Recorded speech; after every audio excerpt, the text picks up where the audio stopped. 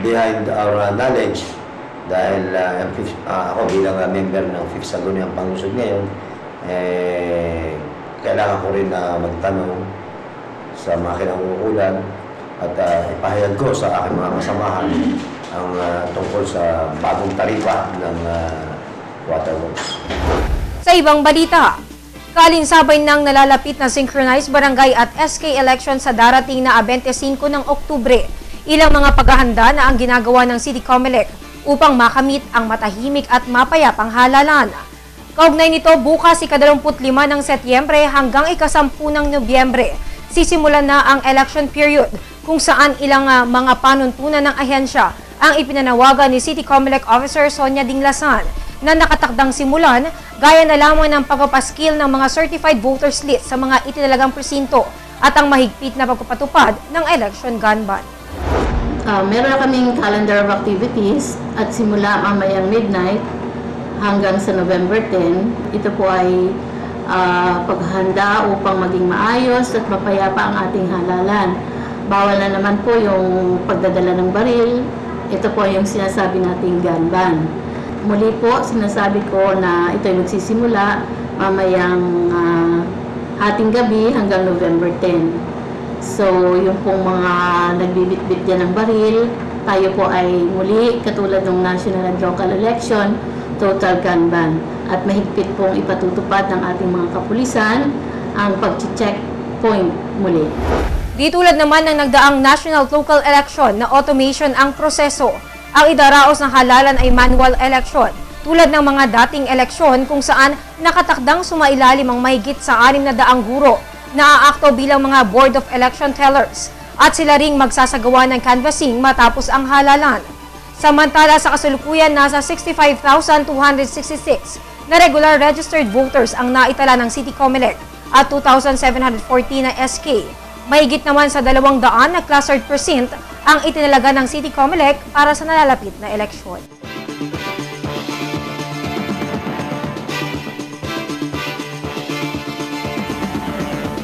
Susunod, ika-21 taong anibersaryo ng pagkakatatag ipinagdiwang ng Coast Guard Calapan. Antabayanan ang balitang yan sa amin pong pagbabalik. I want my beating back. Let's go. Zor.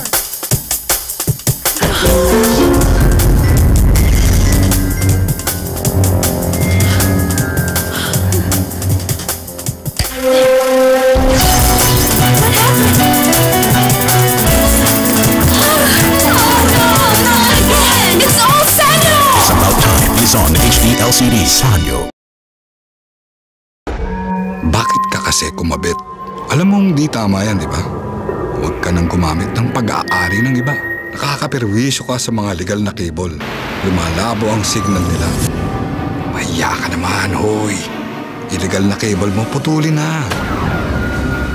Ano, gusto mo bang umabot pa sa kulungan? Umiwas ka na sa gulo tsaka skandalo. Huwag maging kabit. Pakabit ng tama ngayon. Supported by PCTA. Itinalaga ang ika-20 hanggang ika-26 ng Setyembre bilang Maritime Week at kaugnay nito, iba't ibang aktibidad ang inihanda ng Philippine Ports Authority bilang host at sa pakipagtulungan ng Philippine Coast Guard at Marina. Dito sa lungsod, isang coastal clean-up activity ang isinagawa ng mga tauhan ng PPA at Coast Guard Calapan. Samantala, kasabay naman ang selebrasyon ng Maritime Week ay ang pagdiriwang rin ng Calapan Coast Guard na ika-21 taong anibersaryo nito na bukod sa pagsasama-sama para sa iisang kasiyahan ay nagsalo-salo din sila sa isang boodle fight sa pananghalian. Samantala, ayon kay Station Commander Lieutenant Senior Grade Jonathan Galam, may mga nakalinya silang programa at kabilang dito ang pakikipagtulungan sa Philippine National Police sa pagbigay ng pagsasanay sa mga ito. Inunan muna namin yung anniversary kasi hinintay namin yung mga module at iba pang approved program. So yung aming darating na mga approved program, magkakaroon kami ng mga yung regarding sa recent hostage taking sa Tamanit, yung Luneta. So magkukontak kami ng ano dito with PNP, Army, sa barko naman. So So, ang mangyayari ay anti-terrorism. Magjo-joint ang PNP, Army, at saka ang Coast Guard na pagtibayin ang mga activities na regarding sa anti-terrorism.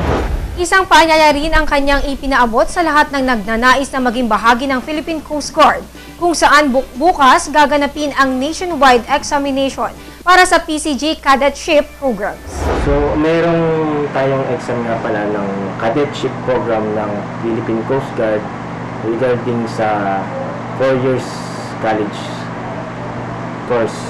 Iniimbitahan ko kayo na kung kayo may interesado na mag-exam sa pinakamalapit na areas dito sa Batangas, sa Batangas National High School. Ito ay gaganapin sa ika-24 ng Setyembre, alas 10 ng umaga.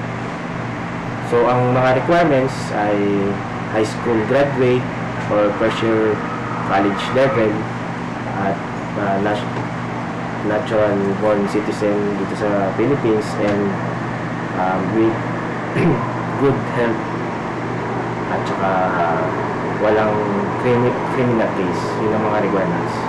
Binigyan diin ni Lieutenant Senior Grade Galam na hindi lamang pandagat ang isang Coast Guardian at handaan niya silang magserbisyo sa lahat sa pamumuno ng bagong talagang Coast Guard Region 4 A and B Regional Commander na si Commodore William Meled.